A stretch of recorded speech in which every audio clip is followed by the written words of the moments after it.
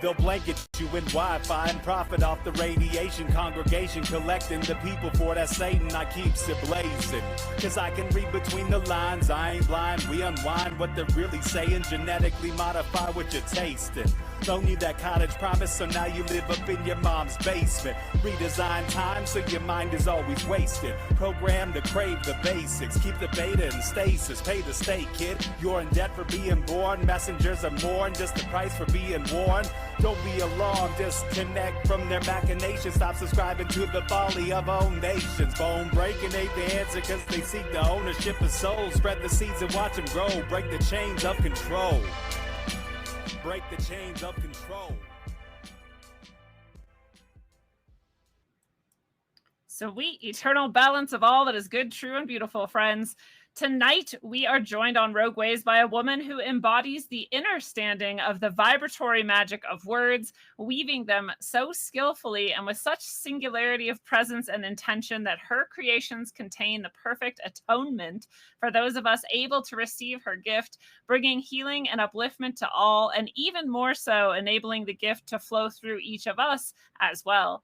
The writer and poet, the mystic and fae-like, the speaker and healer through the word magic flowing through all, Laurel Airica, welcome to Rogue Ways, and how are you doing tonight? Well, I'm so delighted to be here with you.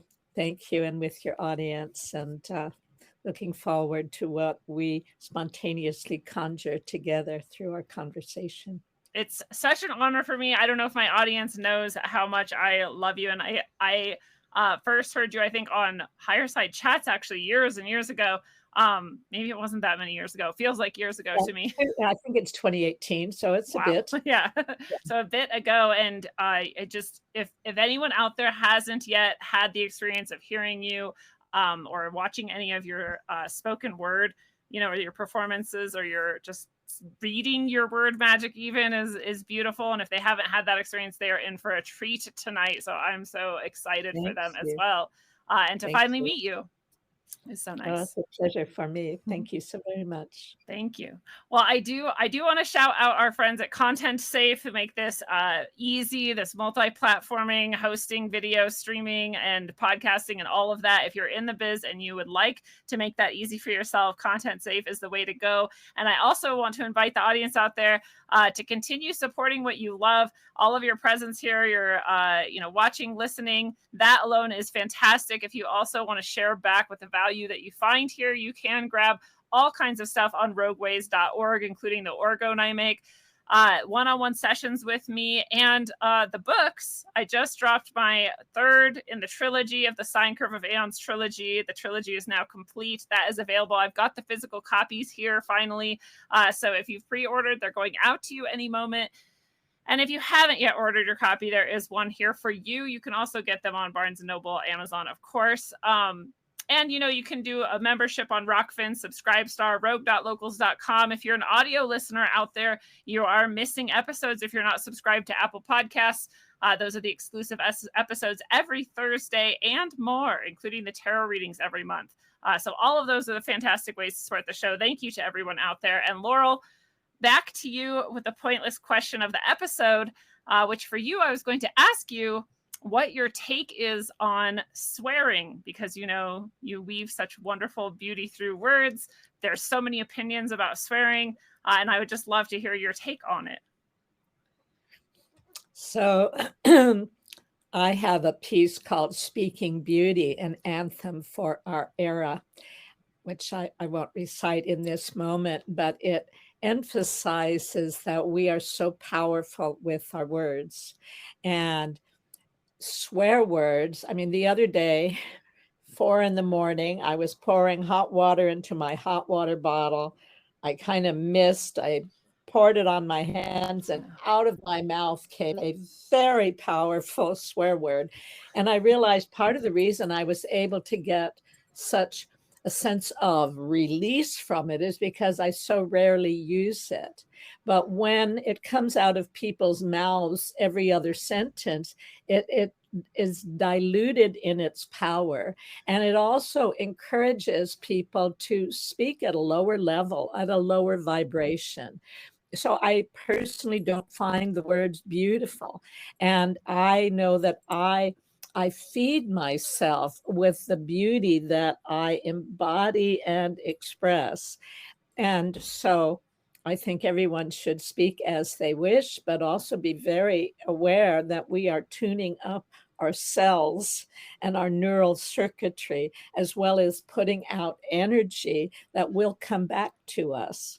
And so if we are trash talking, if we are being unkind with our words, there's nothing we can do.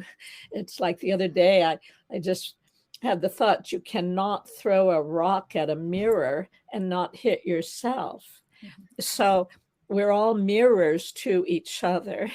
The best and the worst of us we see all around us. Certainly we see in the people who are have the most money and the most affluence and influence and are deciding everybody's fate. So where is that part of me that's looking to control other people and telling them what they can say and what they can't say? How can I simply let go? And because everything is feeling based that we do, we're looking for the highest, sweetest feelings. And I find that I generate them for myself vibrationally and emotionally through words of loving kindness and beauty. So I personally choose not to go for the ugly and not to go for the mean and mean memes and the mean meaning of mean. I have a whole riff on that because the word mean means shabby and average, as well as cruel.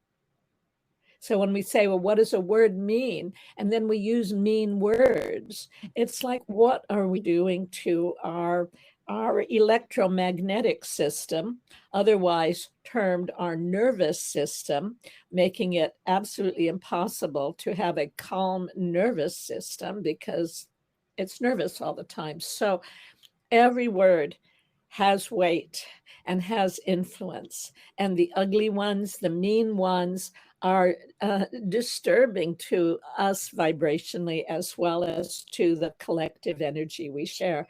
So that's my view on it. Speak as you wish, knowing that it all returns to us. If we're speaking trash talk, that is what we have in our mouth. That is what we swallow. That is how we're attuning ourselves. So that's my view. It's a really beautiful thing to think about too, and it's difficult for some people because you're raised in certain cultures or whatever, and there's ways people speak, and we reflect to each other too in a way to honor each other, right? And there's like a code switching that happens, and so you may feel like really attached to some of the ways you speak and what it means and the people that it unites you with. And I would still invite people to think about, like, well, what if you spoke slightly differently, and what might that feel like? And I, for myself, I used to swear a lot more. I still swear probably quite a bit. But I used to swear a lot more. And when I became a teacher of children, I had to obviously cut that out. And I noticed so succinctly, like, how that affected me as well. It's a completely different energy. And then I also proved to myself that I could speak any way I choose if I choose to do that, right? In this situation and in this other situation. So even for people out there who might be attached to whatever way they're speaking, not swearing at all, swearing a lot, whatever, it'd be very interesting to just at least think of yourself as, what if I change the way I speak? What if I change some words? How would it feel? How would it affect me? Because you make a really good point at what we're doing to ourselves with these words as well. Yes. And I just grabbed a pad so that when you make a remark that I want to respond to, I can write it down. But one of them just flew by, expanding on those ideas. Simply to say, I've had a woman in the writing circles that I lead. She's been with me since the beginning, and she used to be very loose-tongued with very florid language. No one could get her to stop. But when she became more aware of language as words as living vibrations that have an energetic impact, she started becoming more careful. So again, it's everybody's choice and what you want to experience and what you want to put out in the world, knowing that it will return to you in one form or another. I even today, earlier today, I said I was typing it and I was typing, I want, or I wish I could have a house here. And I was talking about the Flathead Valley in Montana, and I wish I could have a farm here. And then I stopped myself and I went back and erased it and I retyped it and said, when I do have a house in the Flathead Valley, it will be nice. And that's also another way of being really careful with your words, caring about yourself with the words that you use. At the very least, I'm reinforcing a really happy idea and feeling like I will do this someday. And at the Yes. right. Truly. And the word want, as many have pointed out, is to say, I am wanting this, which means I am lacking this. So I simply change the T to a D. So I am wanting this. I am invoking it for my life as a naturally ordained wish fairy. And so I find that what I want more magically and rapidly arrives in my life. Yeah. And When even if you don't really believe it at the moment that you're first amending the way you talk about it, the more you talk about it that way, the more you start to believe it. It's like the vibrations themselves are just like changing your your outlook, you know? Yes, yes, absolutely. I love that. You say that you're a naturally ordained wish fairy. Tell us more about that. Well, many years ago, I guess in the 90s, I wanted to get a little business card that said Wish Fairy. And I thought it was too much to claim. And then I did readings for people at that time, intuitive readings, and several people made a big leap forward after the reading. And so then I felt I could claim that. And I had these cards that said Wish Fairy. And then in the mid 90s, just after I completed my poem on the letter S, called Esoterica by Laurel Airica, the definitive exegesis on the letter S in verse, which is available in animated form on my Patreon page, patreon.com word magic global. Just after I finished writing it, I was friends with a man, Dr. Leonard Schlein, who was a medical doctor, a surgeon, who was at the time writing his second book called The Alphabet versus the Goddess.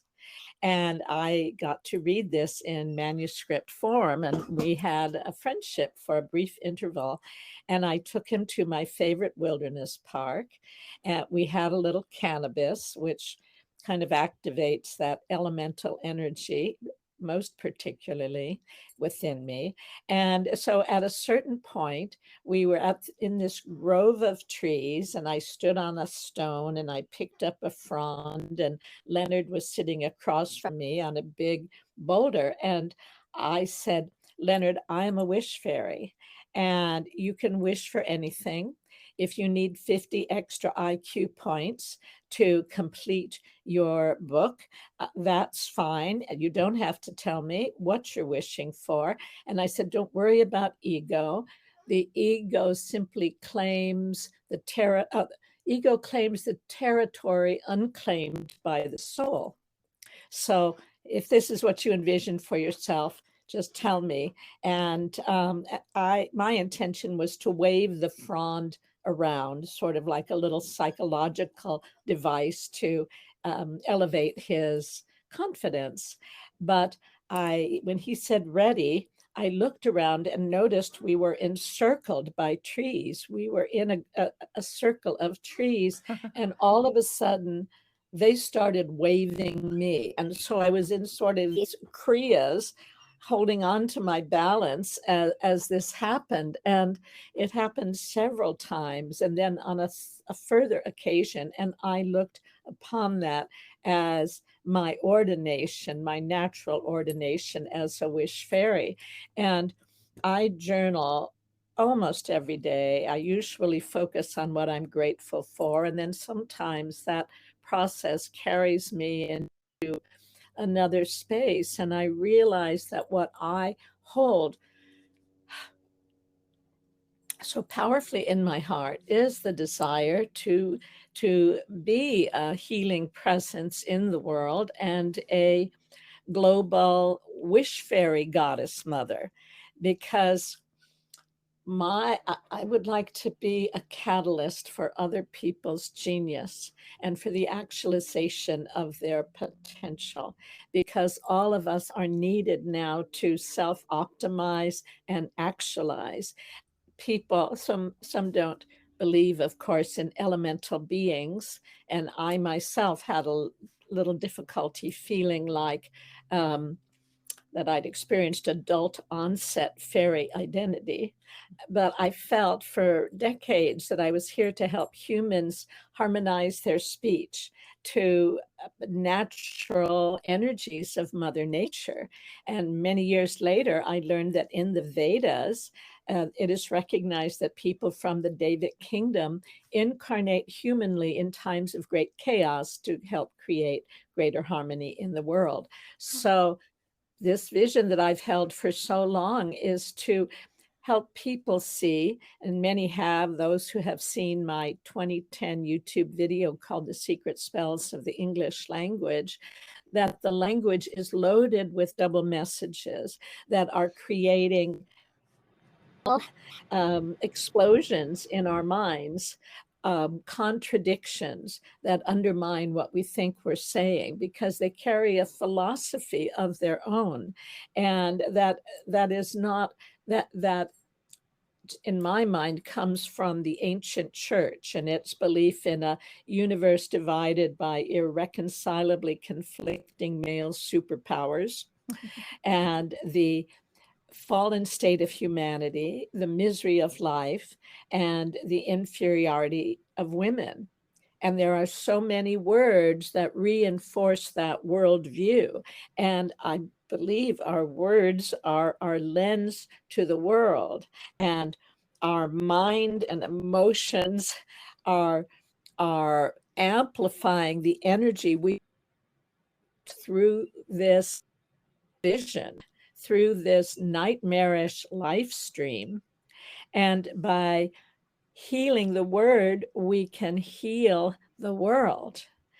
And so I will soon be posting my an invitation to participate in a literary lotto where people are inspired to download new symbols, sounds, words, metaphors, and phrases that can enable us to convey a higher frequency of consciousness in our communications and a greater frequency of kindness through our interactions. So that's basically the vision. And because I've had a close relationship to the moon, primarily in my younger years, and the first English printer said that those who speakers English are as if living under the domination of the moon.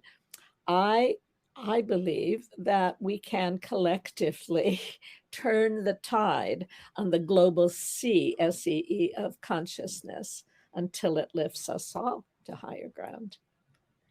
That's so much beauty in that package that you just dropped there. I most want to comment though on the moon because it's so immediate to what we were just saying. And also just earlier today, I was having this realization yet again, that if there is something negative, if the moon could dominate us and we could like be under it, it's only because we don't actually understand like what it is or what it contains, which I feel like is very similar to what the moon often represents, which is our subconscious or our hidden dreams or our hidden desires. And it's like that could only be dangerous if you don't understand it at all and see it as separate from you. But once you realize it's just yours and there's nothing to be afraid of in there, actually, that's actually liberating then, and it's very empowering. So it's interesting that they would say we're under the domination of the moon. You know, maybe we are, but only because we don't see ourselves clearly. Well, I heard this on a recorded lecture by a professor on the history of the English language. And I thought, well, what does that mean? Yeah. I've certainly felt under the domination of the moon, but what did William Caxton, I think in the 16th century, mean? And I believe the secretary to the professor said it was because the language was so different in one shire to the next, very mutable. And so under the domination of the moon that way. But I mean, the moon controls the tides, and the tides are our emotions and our cycles. And so, and collude with the moon to turn the tide on the sea of consciousness. I like to point out that the life's dream and the life stream and the live stream, they all sound the same because they are the same.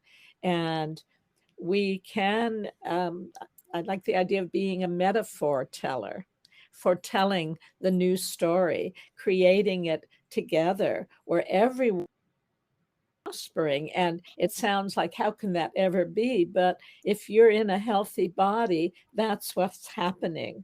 Your cells, ourselves, little individual selves. And years ago, I read in someone's dialogue with angels that every cell has a soul.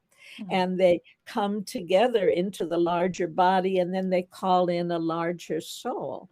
And so I imagine there's no end to previously what I was going to say about people who doubt that there are fairies, little people. And yet when you're in a low-flying plane coming in for a landing, you see we are little people. We are living in these tiny toy worlds. You see the matchbox cars on the freeways. I mean, is this teeny tiny? And so, and the fact that we are the infinite finite form means we have the power of all creation on the tips of our tongue and fingers, because we have identified not only Western culture, but Eastern culture and indigenous cultures, that the word is the catalyst of creation. So here we are, nearly 8 billion strong, under the domination of some pretty really. And what happens when we start recognizing, okay, we do have this power of creation, and just as we speak and as we write, and choosing to do so with wisdom, beauty, and kindness can amplify our vibration and that of the people around us to bring about more of the outcome where, like a healthy body, every cell thrives individually and thus collectively. It makes so much sense. As within, so without. As above, so below, right? We're just reflections of the hollow fractal form at every level. And yeah, that uniformity of the idea that the first thing was a vibration, is a word spoken, or this Yes. emanation, that everything is actually cymatics. So if you're Yes. speaking, what power you have there, right?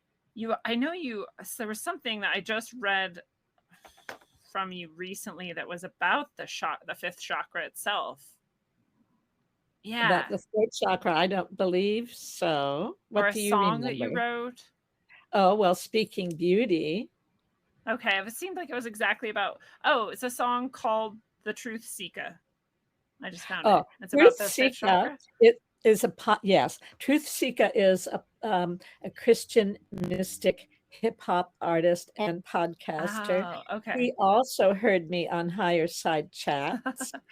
He was doing a whole album at the time on the chakras, and he asked for a minute of my verse on the fifth chakra. And Wow. that's when I wrote Speaking Beauty. Okay. Oh, I see.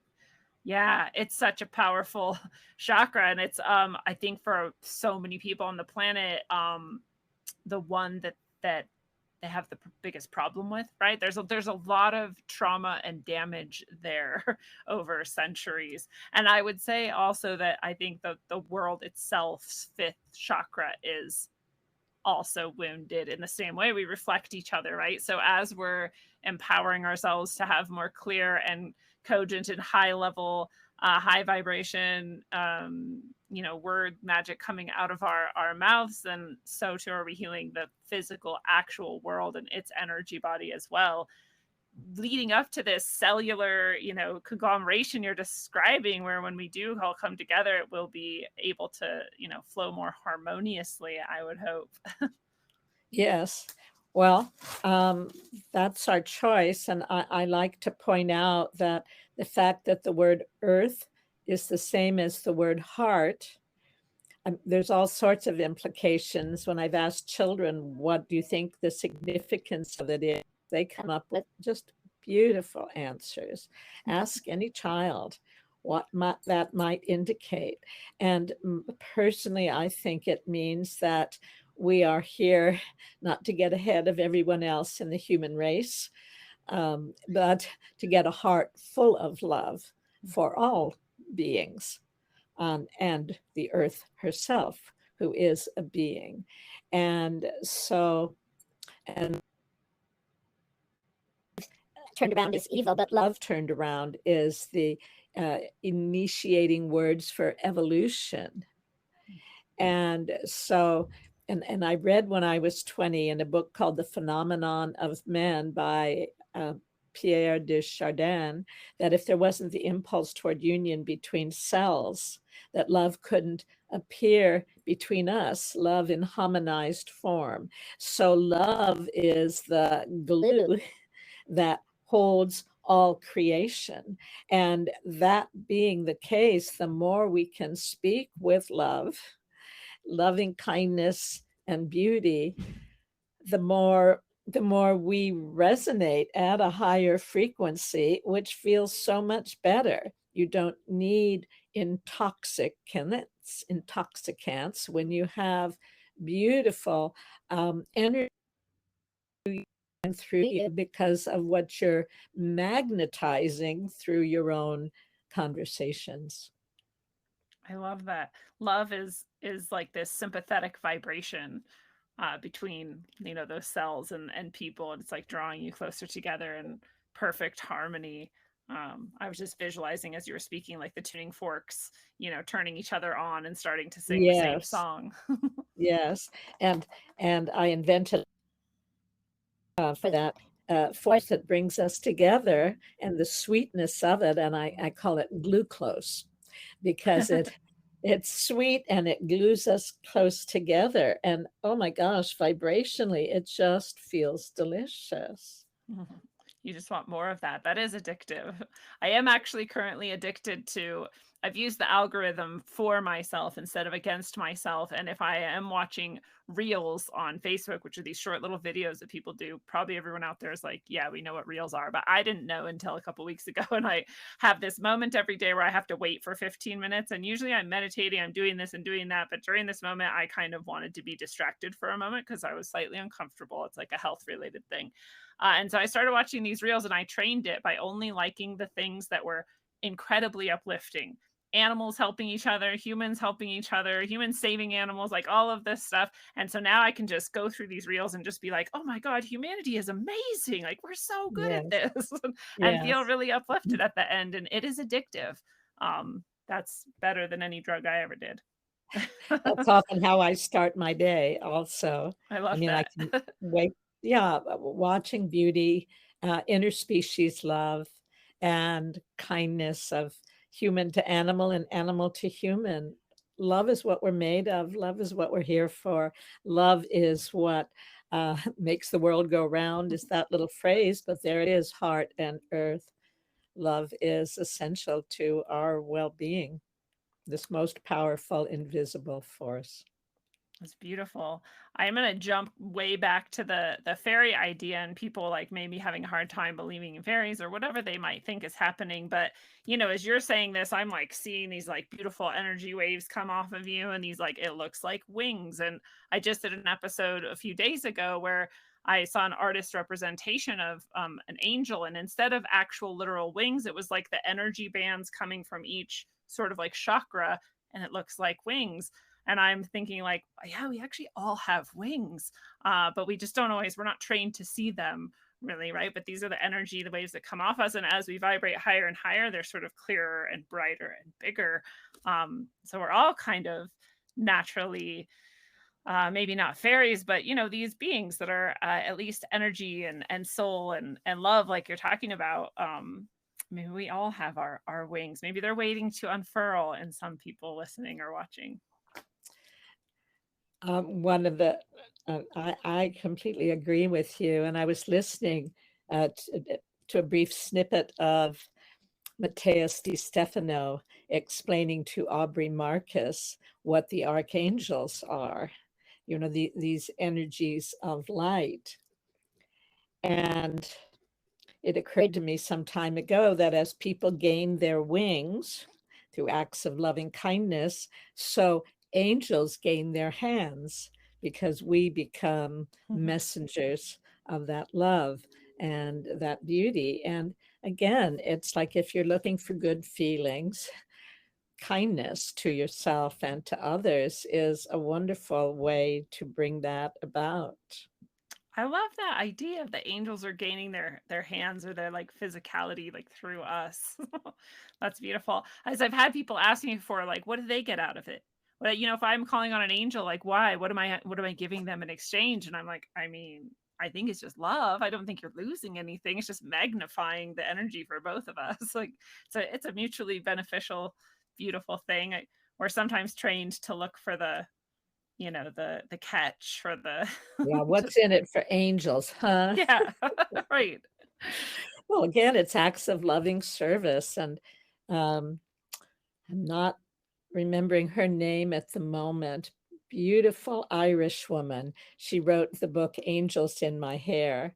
She was seeing these beings from infancy, and the parents would reach in to pick her up from the crib, and instead of making eye contact, she's looking all around them, because the angels are everywhere, and they just thought she was an imbecile. But the children, many children do see what is invisible to us as our focus narrows. And we talk about a point of view, which is essentially a pinpoint of view, rather than a whole wide spectrum of perception.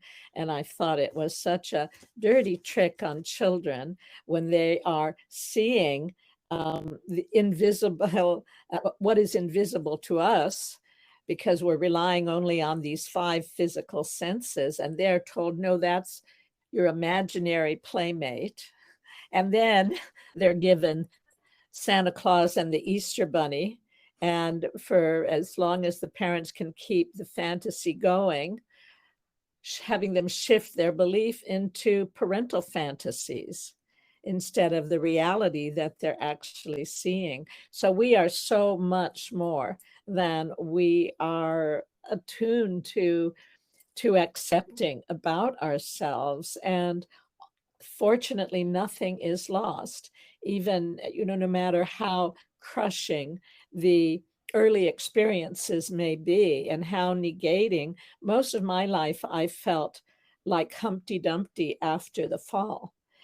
All the therapies I'd tried, nothing was putting the pieces back together again. Of course, it's a poor metaphor. You don't try to piece together a cracked egg, you scramble the egg, cracked shell. But in any case, I then became acquainted with something called the 3 principles that came from a spontaneous enlightenment experience of a man named Sid Banks, SYD Banks. And there are many 3 principle facilitators. One of them is Dr. Amy Johnson. Her latest book is Just a Thought, and she has the Little School of Big Change and the Changeable podcast, many others. And more recently, I'm getting to experience internal family systems, so that the internal choir can all start singing from the same hymn sheet, to use that metaphor. But the image I have is, if all my internal parts, instead of being in such still frozen in time in strategies of defense that they developed in childhood, in response to whatever assaults. Once everything gets updated and they see they can unfreeze and grow to, my current age and not have to be in that, I just imagine just all of us coming together like a laser and being able to project such divine love, beauty, light, wisdom, kindness, truth, and humor. Oh my gosh. How exquisitely delicious is that?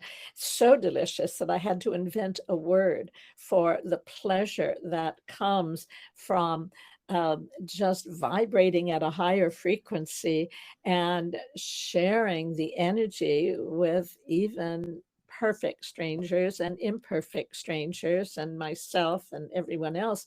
So the word I created is meta transsensuous suprasexual parahedonism.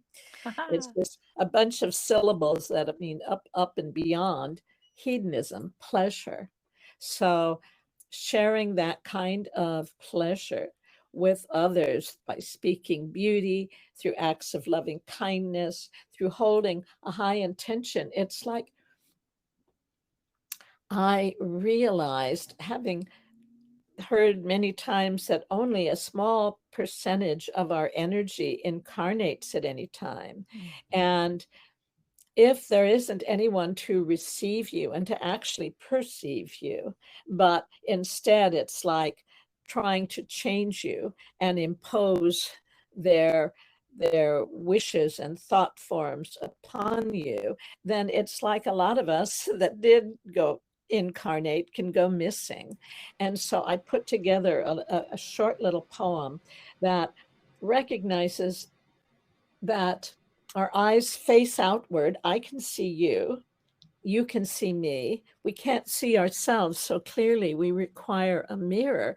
And it's because I believe we are a collective being and we're meant to see the highest and the best in each other so that we are drawing that forth from each other.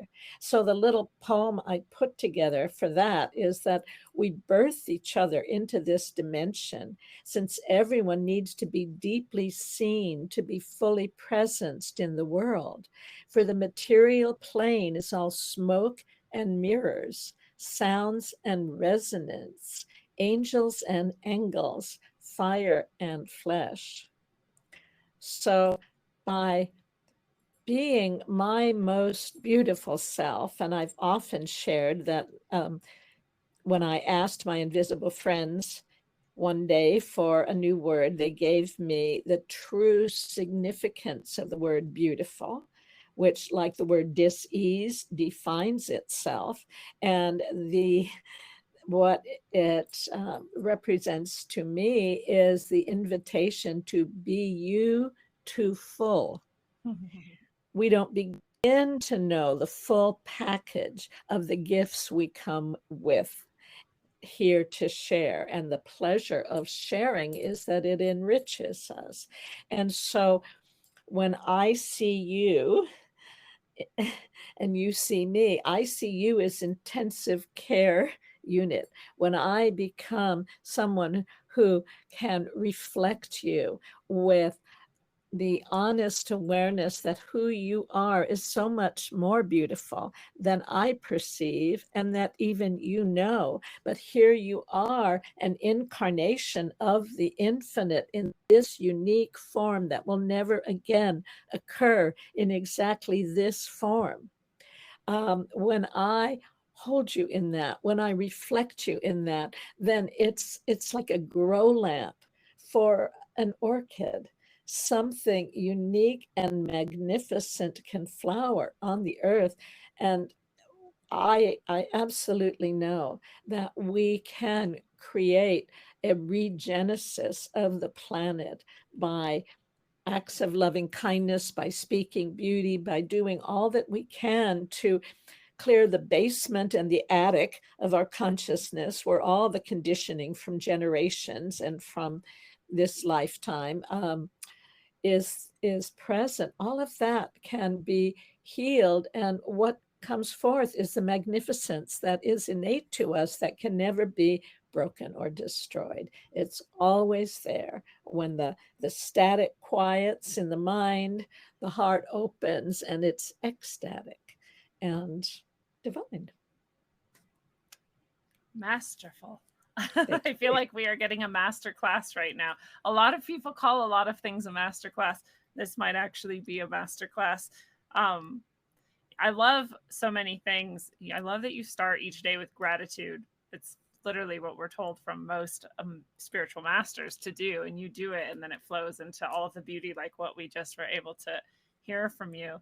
And that this leads you to this place where you want to share it with others, want to help others bloom. And this, what you've described, is to really actually remind people of who they are, and what they're here for, which, as you've described, is not what we're normally doing. We're actually more often coming here and then just slowly sort of withering back because nothing seems to feed that or acknowledge that that's what we are. And so we see almost only that. But it is infectious in the best possible way to do any of this at any level, right? To see it in yourself, to see it in others, to try it out, to try to give it to others, or to any of this, it just keeps rippling and rippling. And so when you're describing, like, we could literally, heal the earth and rebirth the earth and renew ourselves. I see it as this sort of rogue wave, unlike not rogue waves like the show title, but that actual rogue wave, but of like love, right? We don't know when critical mass is going to be hit. So people, I think, feel kind of hopeless sometimes about it, but this type of energy like knows no bounds, and we really have barely scratched the surface. Yes, absolutely true. And I've heard Greg Braden say it just takes 1/4% of the population saying yes to life. And yes is such an interesting word. I mean, any direction we can go playing with words. I just want to back up. And in terms of a gratitude journal, a lovely young woman, Gail Lynn, who lives in Hawaii, when she and I first met and she heard me present on word magic, she then recognized that gratefulness creates gratefulness of heart. So there's no way that you can give away goodness and experience gratitude without it amplifying these energies in yourself.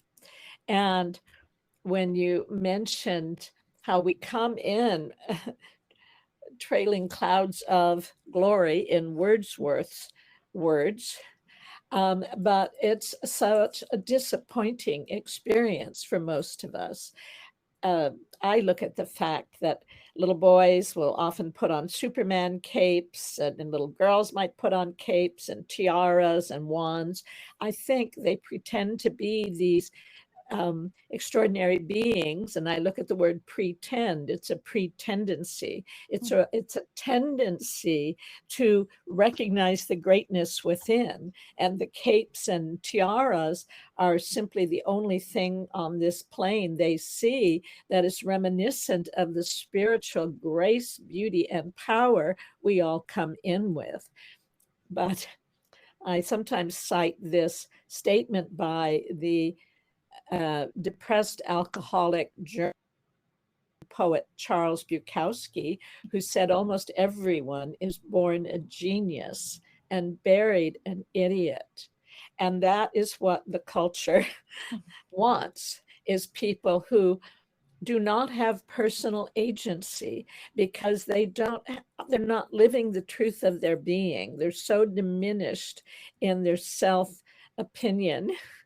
Either it's inflated, which is out of balance, or deflated, which is incorrect, rather than in that fundamental well-being where everything is enough. You just recognize you're enough, even if you don't have everything you think you want.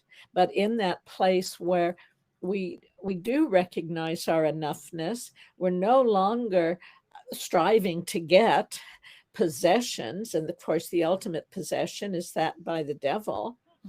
or more belongings. And I look at that word as it really is possessions as a way of assuaging our longing to be, because we don't feel like we are enough. And I have a poem I've never finished to my satisfaction, so I'm not going to share it.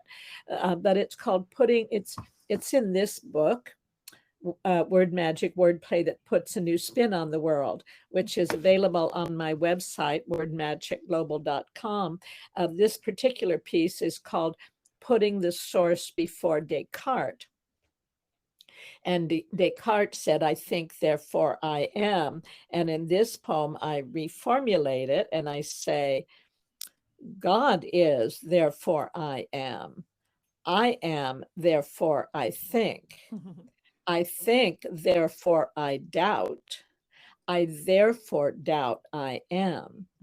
So, and it goes on from there. We just lost our faith in ourselves that we come in with, but we need to be reflected by people who see our beauty and who nurture it and see where our gifts are showing up, our interests, and help cultivate that. And a real master of this process is a friend of mine named Risa Brown. And Risa is a homeschooling genius. She has about 9 books out. She has 2 websites, thecalltobrilliance.com and passionorientededucation.com. And she helps parents recognize and support their children's genius so that the infinite intelligence that they're accessing at 2 and 3 years old stays open to them throughout their lives. And without the prefab curriculum that's supposed to fit everyone, they become Renaissance geniuses, capable of doing university level classes in their areas of interest, socially, emotionally, as well as intellectually, at ages 10, 11, and 12.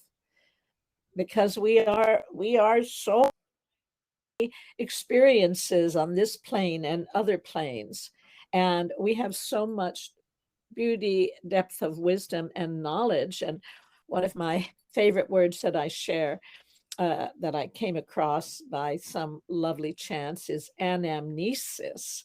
And the first definition is the soul's recollection of what it knew from prior lifetimes. And the second definition is a patient's recounting of her or his or their mother or whatever medical history, a patient's recounting of their medical history.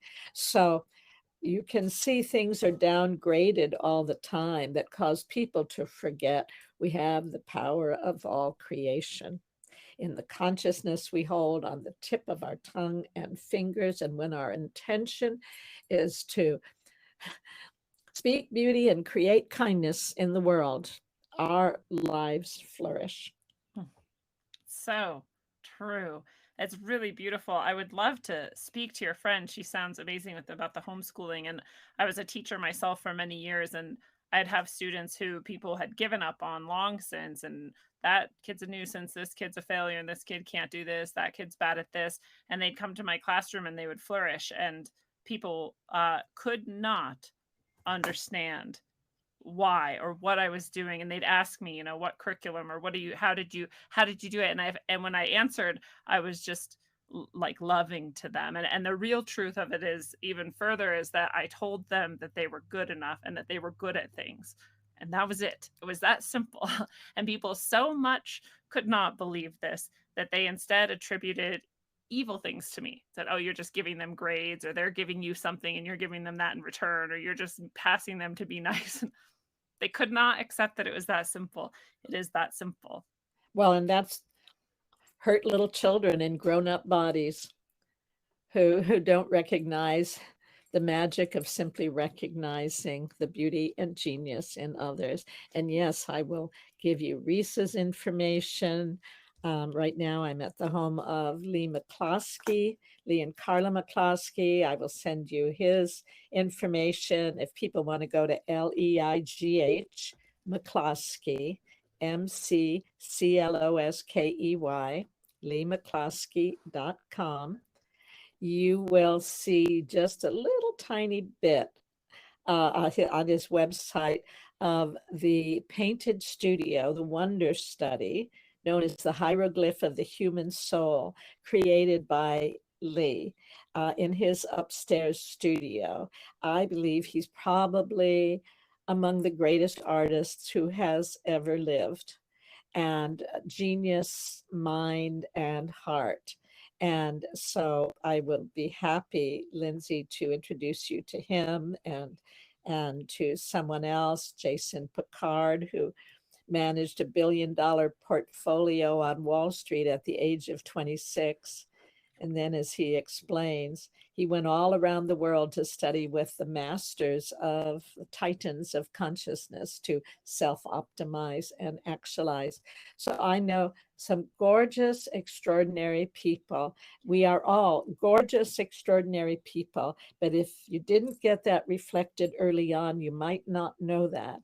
And I certainly did not. I grew up thinking I was, I mean, I was treated as a bad seed and a half-wit, because I think of it like there are, from what I understand, when a caterpillar is melting down, and then the first imaginal cells that will transform it into a butterfly appear, the immune system attacks them. And until they proliferate and overwhelm that, and the Wow. transformation happens. So I think that happens on Earth, that there are many of us. I mean, I came in well before the New Age, Yeah. and there was no one. I remember thinking I might be the only sane person I know, and I was. And it was terrifying to recognize that. So it's getting easier. There are more and more people. We are coming to critical mass where people's extraordinary genius, and I kind of think we're coming from all over. Like I said, I likely have spent time in the David Kingdom.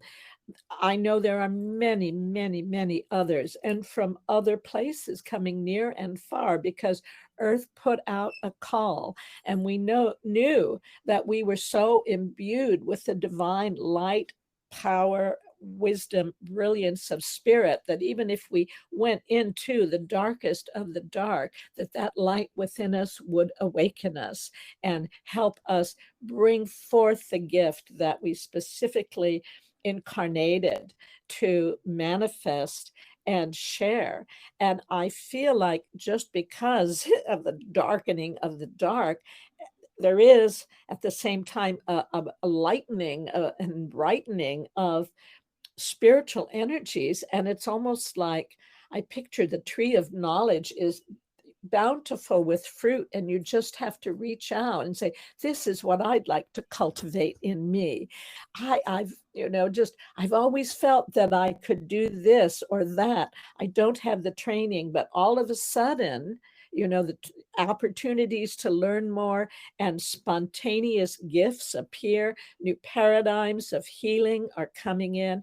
It's happening quickly. We can be the divine geniuses we were born to be, reconnect with the reason we came into being at this time, share our gifts, and just overwhelm the forces of darkness that are seeking to lame us, destroy us, enslave us, whatever. We outnumber them. And God, that beauty of the heart, which is the energy of the earth, it's the battery. And we have been under assault and battery for quite some time, but this is unassailable. It may feel wounded, it may feel dark, but there are now more and more modalities where you don't have to cathart on a couch for 20 years to finally get a little space between you and your wounded conditioning. This can happen so quickly now. It's always dark in the beginning, as And, my and favorite. before the dawn. Yeah. So Beautiful. That call, I feel like many of us listening to this and hearing you say that, it's reminding us that we answered that call, um, because you're recognizing us and we feel seen when we hear, oh yeah, that is what I think happened, right? I do feel like I was called here. And when we remember that, I love that butterfly, soup that it becomes, when you're talking about how it's dissolved in the cells and they actually attack the first one, the first ones that are saying, oh, I think we're going to be a butterfly next. And the cells are like, no, stop it. You sit down, you be quiet. And we're all experiencing that, right? But I imagine the next step is a lot of other cells go, actually, wait, I think we do want to be a butterfly. Tell us how to do that again. And then, right, that's where we really come into action. Yes. Well, this is two little things I want to say. One is I saw a documentary many years ago on geese, and I learned that geese attack whatever is foreign to them. And if that sounds like xenophobia, fear of what is different, it seems to be inbuilt to the animal body. But so the first geese to lay eggs in spring may be under attack with their babies until more of them do it. And then they go, oh yeah, we do this each year. Wow. So the kind of fright people have about people who are different in appearance or in life ways, it's kind of part, I guess, of the way this animal body was put together and the mind. So compassion and understanding or understanding. And just the recognition that you wouldn't want a garden with only daisies. You would want all different kinds of beautiful flowers. And I once was looking at little tiny weed flowers, so beautifully painted by the master artist. And I thought, wow, if the creator lavishes that much attention to detail in a little weed flower, how much more is in each of us? And so I look at life as calisthenics for the soul, that it is a real workout. And I read a parable once that I so appreciate about a man walking up a steep hill with a sack of rocks on his back, weighing him down. And it was getting darker and darker and darker. And as he got higher, it was feeling heavier. And just when he thought he couldn't bear it any longer, it's like there was a little line of light on the horizon, and then it grew, and he glanced over his shoulders at the sack of rocks and saw that they had turned to gold. And all of a sudden, he felt like he could carry more. And I sure have had a huge sack of rocks. And it was because of that I cloistered myself and entertained myself by playing with words. And at a time when people were saying puns, words that have the same sound and different meanings, they're humor, and they're the lowest form of humor. And so homonyms, the lowest form of humor, and I, being a hominin, felt like the lowest form of human. So we were a perfect match. And I just played with words. They whispered their secrets to me. And that's how word magic came into being. Who would have guessed it? When I certainly wouldn't have, but by following the breadcrumbs, so much was revealed to me. And what I discovered, that we could upgrade language, I then learned that that was what Confucius said. If given charge of the governance of a country, the first thing he would do would be to correct the language. And Orwell said, politics corrupts language, and language once corrupted has corrupting real world influence.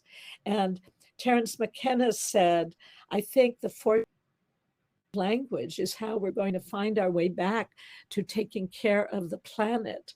There are so many quotes that I have on my website, Word Magic Global. If you look and see words on words, you will find amazing quotes about the power of words and the necessity to upgrade the language to support the evolution of our kindness.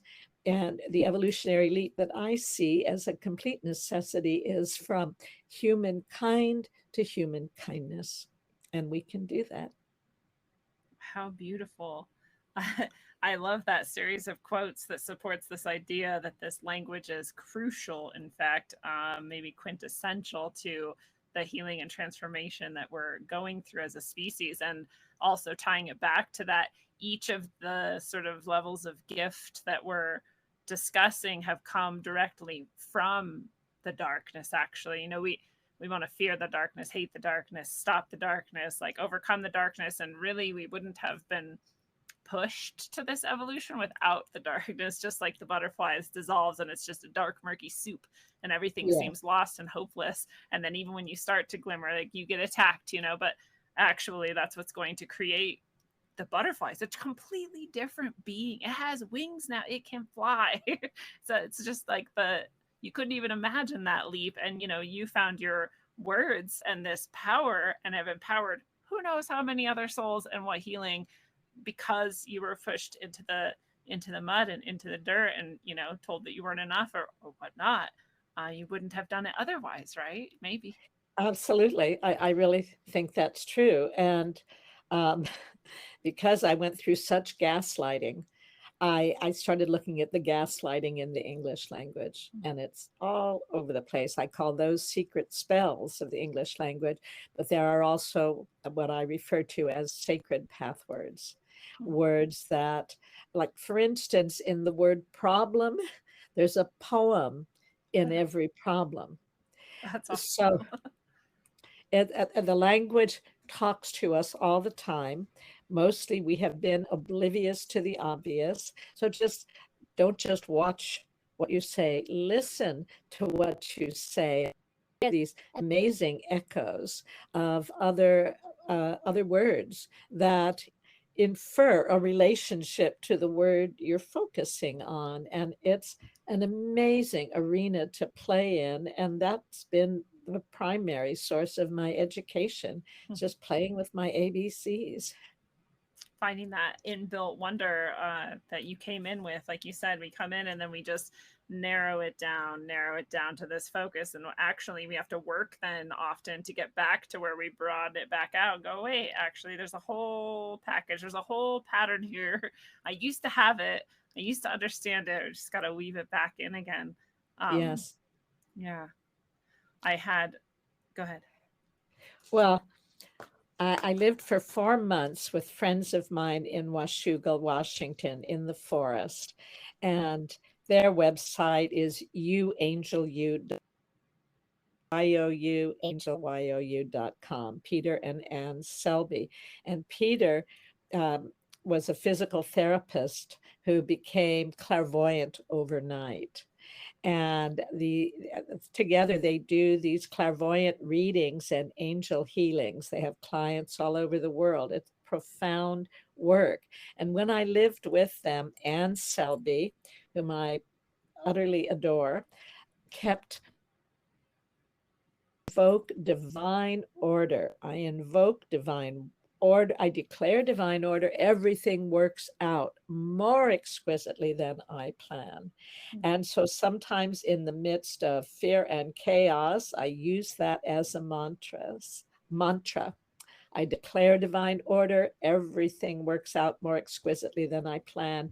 And sometimes I just need to use it once or twice. And the miracles that happen through that declaration are divine, exquisite, amazing. What a gift. I'm going to borrow that for sure. Good. Yes. Mantras, I've talked about this a lot. My audience is probably sick of hearing me talk about it, but mantras were one of the first things I sort of understood on any kind of a spiritual path I was on when I was a teenager. I somehow encountered them. I don't know. And I started using them. And so then eventually that dropped off my radar and I did who knows what else for years and years, decades. And then when I would hear mantras or think about mantras, I would just kind of go, oh yeah, that's like baby stuff. Like I don't need that anymore. And then I realized, what was I doing? Of course I need this. This is back to the same point, right? We're speaking things into existence. This is our power box here, where we get to invoke and create anything. Why wouldn't I use that in this way? And as we said, the more you speak something, the more you even believe it, and then you're vibrating with it, and then it's all of a sudden here, and it appears, and it's reality now. Yes. And so mantras are actually the most powerful thing. I started there, but really we should all be there all the time. Well, I have to say, and I'm glad you said it, as you did, that you recognized them and then you put them aside, because I think I was just about the worst example of speaking affirmatively and believing in affirmations. I was such a skeptic because I had decades of psychic agony. I was almost hemorrhaging internally from my early experiences. And so I was being educated by the language and yet was not living up to what I was learning. It took some healing and coaching to stop condemning myself with my own words. Oh, I'm definitely, yes, me too. Absolutely. So I thought I had some of these things and I didn't actually have them until I really healed on a deeper level. Yes. Yeah. My most recent self understanding of some words I'm misusing is this sarcasm. And sarcasm is always, I don't like sarcasm really. And I've learned more and more why it's a pretty negative. You're lying basically, right? You're speaking lies and laughing at Well, them. you're disparaging. It's a lack of belief in what we cannot see that is beyond what we have known that feels so horrible so often. Yeah, and I would say this all the time. It's a sarcastical thing, and I'd say it about things that I do not like and do not want to be close to and do not want to see more of. And I go, oh, I love that person's just doing this. No, I don't love that at all, actually. Why am I saying that out loud so often? So now I'm catching myself going, oh, no, I do not enjoy that this is happening right now. That's what I actually mean. I'll say that instead. Yes. Or you can even state it in the positive. But I once, gosh, I don't know how much, never quite sure how far do I back up in a story, but I'll just go directly to the point. I was listening to a mother talking to her beautiful baby. People were crowded around looking at this lovely baby. And the mother was saying, yeah, she's not pretty at all. And yeah, she's not smart at all. She was using sarcasm. And I said, you're speaking in reversals. Your child will not get it. She'll only hear what you are saying, that she isn't beautiful, she isn't smart. So speak, but it's kind of a smart ass, self-disparaging way of speaking. And I think also, so often people say, well, how are you? I can't complain, as if that's a deprivation. Yeah. And how do you like it? Excuse me, what's not to like? I call that backward talk. And again, it's a lot of people do it. And we are, certainly I'm as guilty as anybody else of all the things that I'm now saying. We don't need to do that. We can speak beauty. We can speak affirmatively. And especially with the energies now, the manifesting energies are working with us and through us. And even if you don't believe it, affirm divine order, affirm what you want. I do a meditation first thing almost every day from Joe Dispenza. I believe it's listed as short, powerful morning meditation. It's 15 minutes long. And I think someone must have cut it off from tuning into new potentials, one of his lengthy meditations, so much of which is a hypnotic induction. And left just this part where he guides you to imagine yourself free from the chains of the past, experiencing the blessings of wealth, having a genius mind and quicksilver thoughts, and the vitality of a new life where opportunities are coming to you and it's as if you're in a dream. So I've been doing that for several years, and oh my goodness, the blessings that come to me. Like you, like here we are together. Oh, And yeah, and this opportunity to share with your audience and to speak to you who are such a beautiful being and so intelligent and so dedicated with what you do and who you share yourself and the people you meet with. I mean, what a mission you have. And I know that's only a small piece of it. oh wow. Thank you for saying that and seeing that. I really appreciate it. I was just saying earlier today I'm on day 3, I think, of the master cleanse, and it's like a day of it can be have really uncomfortable moments, and some strong cravings can suddenly come and go, and then it can also have moments of profound clarity and bliss. After day 3, I have just the constant clarity and bliss, which is amazing. But day 3 is kind of like come or go, and I'm like, why do I have to meet this person who I hold in such high esteem and love so dearly, like on the day where I'm like, could suddenly just like go blank and not have any thought in my mind and be like, where am I and what are we doing because of this cleanse I'm on. But it's been really amazing. But I love that I get to meet you and have this conversation. And it's actually been the clarity more during this conversation than any of those moments of disconnections. And I intended that. I was like, Laurel will have the energy that I need to keep me, present and flowing in this. So I feel so grateful to be able to interact with you and share with you and learn from you. You really are such a master teacher through everything you say and do. Thank you so very much. I believe you are as well. I feel your strength. I feel your intelligence. I feel your heart, your determination. And I bow to you and I thank you for this opportunity. Wow.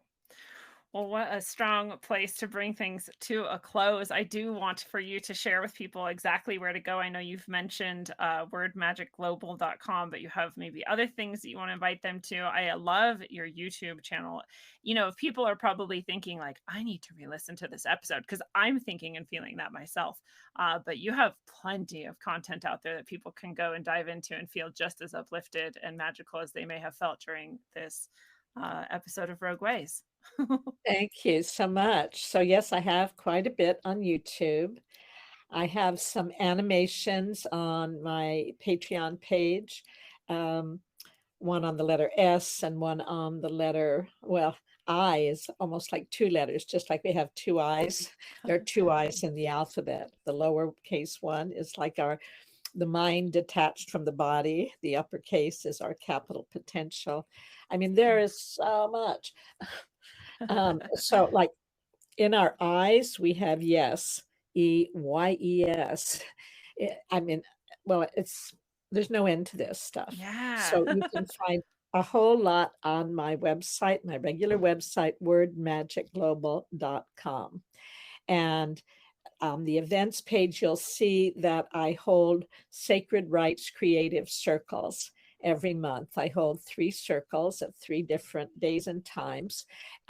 People who come into a circle, it's by magnetism, and the synergy between them is so exquisite. Like my Thursday circle just several days ago, after the 2-hour time together, I needed to leave, but I left the Zoom link on, and these people spoke to each other for another 90 minutes.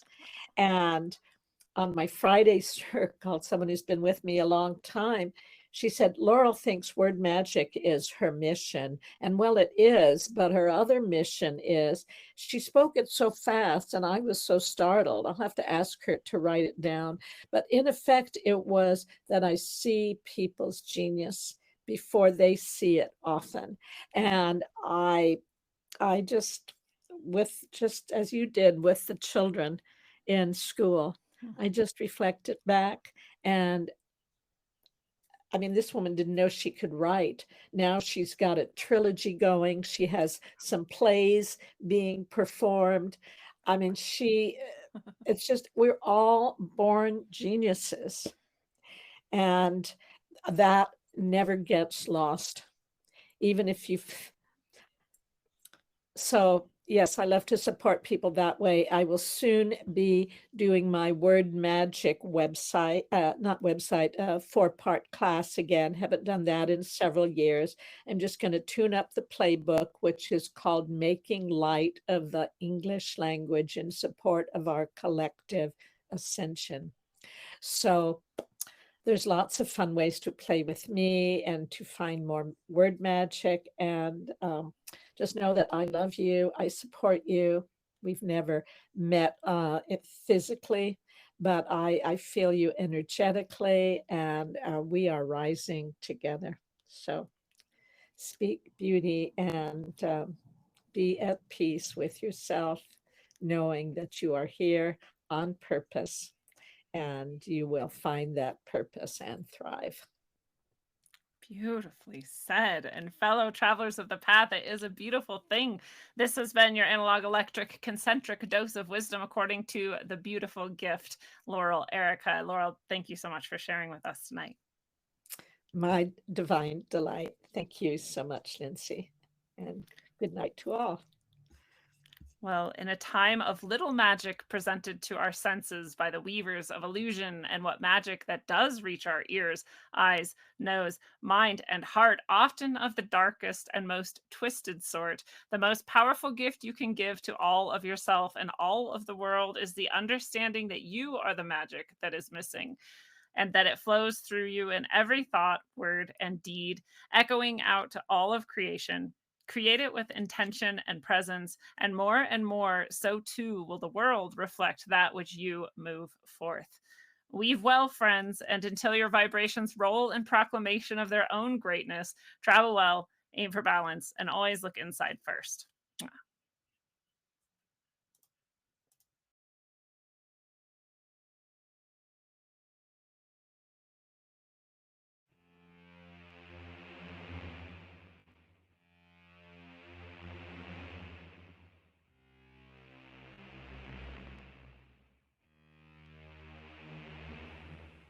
Pop the lid of that doja, hot box a bridge enclosure. She's only as gold as he grows her. This I'm already know, so rock the line, these posers. Momentum swings us closer. Readjust the motor. Run a diesel, it's colder than solar. Lift off on these bitches out. Buttermilk's spineless life forms. I'll leave on the light form. Watch and observe the hive swarm. Shit, my mind's torn. Speaking in patterns of rhythm. Gaia's metronome ticks. All of the atoms up within him. Smashing at a different vibration towards the wisest location. Not even sure if there's occupation or if they'll embrace him. Brought some tasty lessons to shatter ice if there's any. Prepared for reincarnation in spite of the friendlies floating the wind. Been the glow to the gin. Finally formed a bridge between the watchers and the men. All of the water is in. Dissipates on the landing. Are these fuckers ready to ingest the Yeti's endless ranting?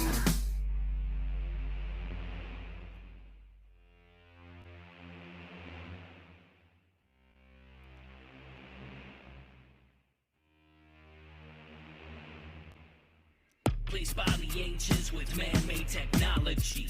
Last of my breed, a living prodigy. I'm in the atmosphere